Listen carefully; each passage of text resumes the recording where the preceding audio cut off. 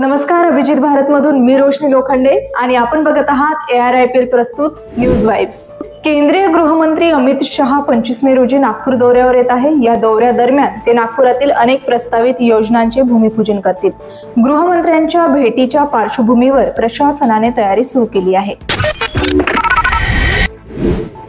पुण्यातील वैष्णवी हगवणे या विवाहितेने सासरच्या छळाला कंटाळून राहत्या घरी जीवन संपवले। वैष्णवी हिला हुंड्यासाठी छळ तसेच मारहाण केली जायची, त्यामुळे तिने आत्महत्या केल्याचे सांगितले जात आहे। तर वैष्णवीने आत्महत्या केली नसून तिची हत्या केल्याची चर्चा आहे।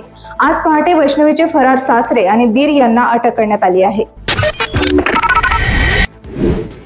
मध्य प्रदेशातील उज्जैन मधील महाकाल मंदिराजवळील बेगमबाग परिसरातील बेकायदेशीर अतिक्रमण हटविण्यासाठी जिल्हा प्रशासनाने तोडफोड मोहीम राबवली आहे। उज्जैन पोलिसांच्या पथकाने एकूण 28 मालमत्तांपैकी 3 मालमत्ता पाडण्याचा निर्णय घेतला आहे। ट्रम्प प्रशासनाने घेतलेल्या निर्णयामुळे हार्वर्ड युनिव्हर्सिटी आता आंतरराष्ट्रीय विद्यार्थ्यांना प्रवेश देणार नाही। प्रशासनाने संबंधित प्रमाणपत्र रद्द करत राष्ट्रीय सुरक्षा आणि अनुशासनहीनता ही मुख्य कारणे दिली आहेत।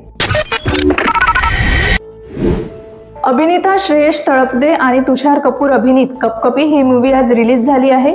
कपकपी हा संगीत सिवन दिग्दर्शित एक हिंदी हॉरर कॉमेडी चित्रपट आहे। पंजाब किंग्सची सहमालक प्रीती झिंटा हिने तिचे व्यावसायिक भागीदार मोहित बर्मन आणि नेस वाडिया यांच्या विरुद्ध न्यायालयात खटला दाखल केला आहे। 21 एप्रिल रोजी झालेल्या एक्स्ट्राऑर्डिनरी जनरल मीटिंग घेताना योग्य प्रक्रिया न पाळता ही बैठक आयोजित करण्यात आली असल्याचा तिचा दावा आहे। आजच्या न्यूज वाइब्स मधील मुख्य घडामोडी इथेच संपतात। ताज्या बातम्यांसाठी आमच्याशी जोडलेले रहा आणि अशाच अपडेट्ससाठी बघत रहा अभिजित भारत। अभिजीत भारत, पहुंचे हर खबर तक।